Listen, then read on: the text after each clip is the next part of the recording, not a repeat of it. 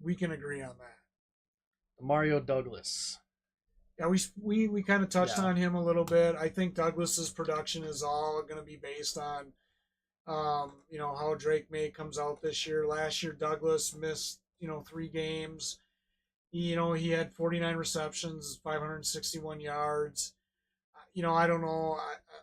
Yeah, he's their wide receiver one on their depth chart. I'm not really high on him or most of the Patriots except for maybe Stevenson, because I think Stevenson could have a good year at running back. But um, we'll see.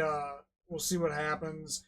And they also got what's his name on Pub, Kendrick Kendrick Bourne. Bourne, that's who it was. Kendrick Bourne, could dip into his production, but I think it just all depends. And to me, Douglas definitely is draftable. I wouldn't plug him in anywhere else, and he's definitely a bench player at best right now until you see where he fits into the offense and how the Patriots shake out. Yeah, my opinion on any of the Patriots receivers, you're taking a chance with any single one of them. Um, at best, they're going to be on your bench, and you just got to hope you get the one receiver of that team that's going to pop off this year, because it's a struggle to determine who's going to be that one guy.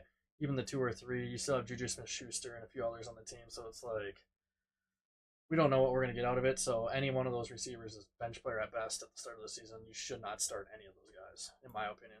Right, I agree.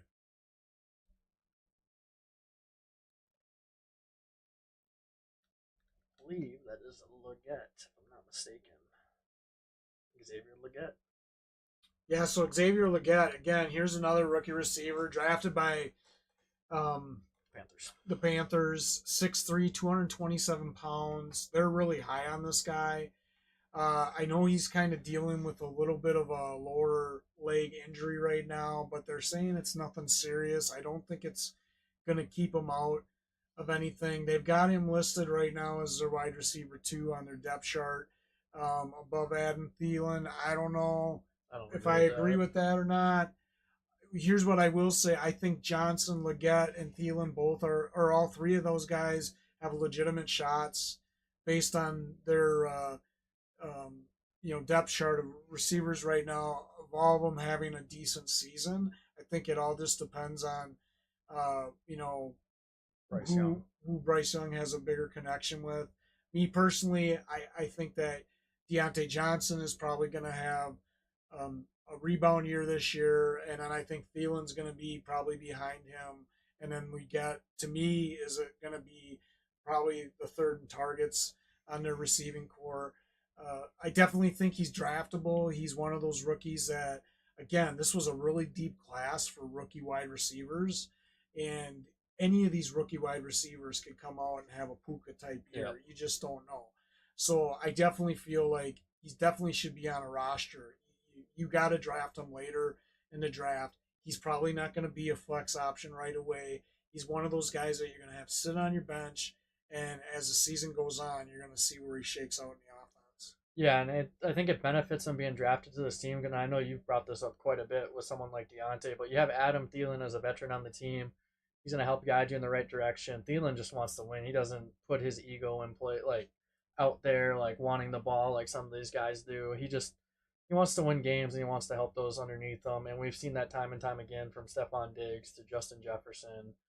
Now it's going to be Deontay Johnson and Xavier Legette this year, and even Jonathan Mingo. So I think any one of those receivers there can benefit from a veteran like Adam Thielen, and Legette could go out there and have a pretty And solid depending year. on how he does, I keep hearing buzz about, Thielen could be a trade candidate if they wanted to free up some cap space.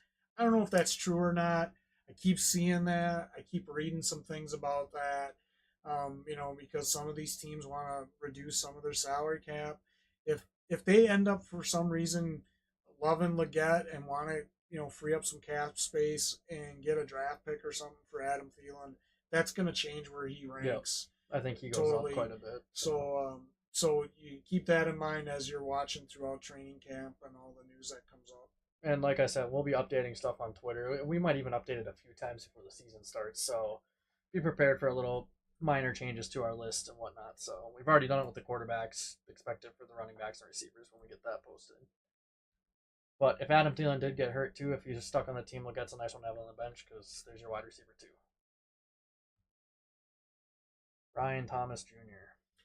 Yeah, I like Brian Thomas Jr. I think that um, he's I'm just waiting for my information to come up here. He was the second best receiver on LSU last year with Jaden Daniels and I believe it was Neighbors, right? Yep. That was on LSU. 6'3", 209 pounds. I just don't know that he has necessarily went to the best situation from a wide receiver perspective. I do think that he has the ability, based on their receivers on the Jaguars, of leaping up and stuff. And he's another one of these rookies that I could see climbing up in the rankings. I actually had him a little bit higher because I could see him bouncing up a little bit higher, and he could overtake Christian Kirk as their number one target guy. But it's hard to say because they also got Ingram at their tight end, who they like to line up at in the slot and different positions on the line as well. But keep an eye on Brian Thomas. He's definitely, again, another rookie that has to be drafted on a team. He shouldn't. I mean, this guy needs to be on people's benches because as the season emerges and you see where these rookies are panning out in the offenses, again, this is a guy that could turn out to be a puka. Yeah, and for me, I have him at the wide receiver 3 on this team at least to start the year. I think he will be behind both Christian Kirk and Gabe Davis, but I could totally see him being the wide receiver 2, passing up Gabe Davis. Maybe wide receiver 1. It all kind of just it's all determined by how Trevor Lawrence plays this year. I'm not sold on Lawrence, so um, it really just comes down to that for me. And I don't think any of these receivers are really going to have crazy success this year. Definitely lower round draft pick on your bench type guy and wait and see. Plus, Kirk has an injury history, so at any point, this guy could jump up and be putting up good points for you. He could be higher up on the list. Tyler Lockett. Lockett's interesting. He's 31, but God, this guy just finds a way to produce every year. 122 targets last year, 79 receptions. He didn't have as good a year as the previous 4 years yardage wise, but 4 years before last year he was over 1,000 yards.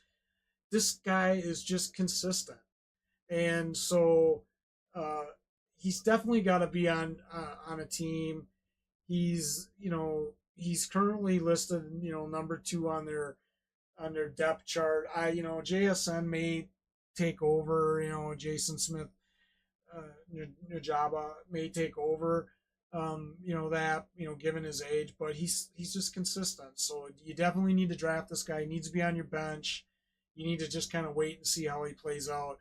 I will say this about Lockett: he is one of those guys that's very frustrating in a fantasy football season because one game he can have 20 yards and the next game he can have 150 and 2 touchdowns.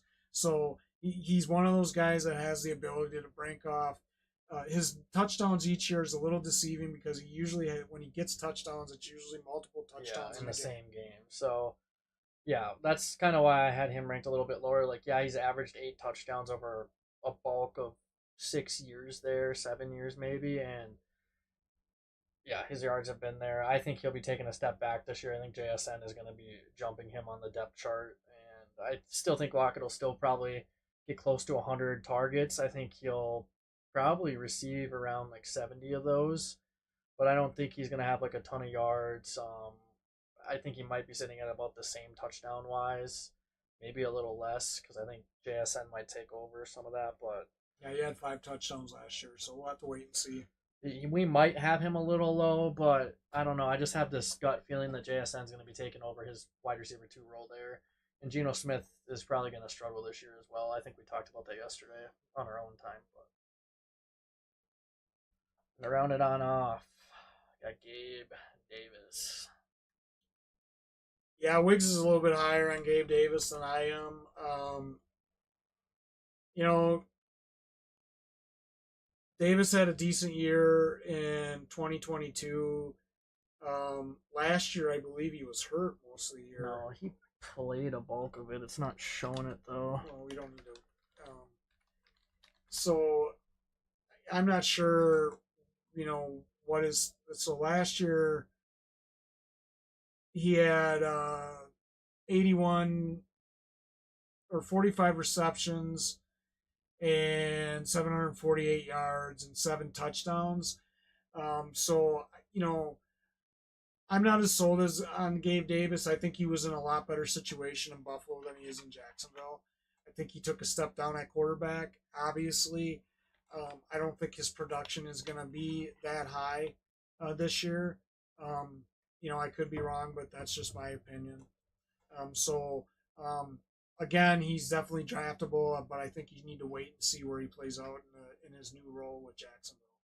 Yeah, and like I said earlier, this Jacksonville like team is just really hard to judge. So I want to go with my gut and say, oh yeah, he's gonna be perfectly fine, but I don't know. That I just have him slightly above Brian Thomas Jr., but that could kind of change as the season goes along. It's hard to judge right now, and I'm not a Lawrence fan, so I don't think it'll be a good season for either of those guys personally. Oh, I agree. Well, that ends this round for our receiving 61 through 80. We hope you guys find this information useful.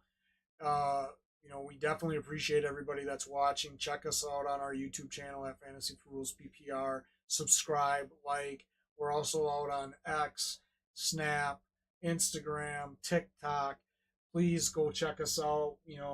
Wiggs has been putting a lot of content out there. We hope you guys are finding it useful. And don't hesitate to give us feedback. We're open to it. We just, we just, we just hope you guys find this information useful. And yeah, I think with that, we just sign on off. We'll be dropping another stream here in a few days on our next little bit of rankings. We'll do 2 more streams here of wide receivers, and then we're going to knock out one wide receiver or one tight end stream here as well. So, but soon enough, once these all get uploaded on our daily videos, we'll start getting into some other stuff. So be ready for some double uploads and a few other things. We got a lot to come in your way. Sounds great. Hey, we're signing off. Thanks, everybody.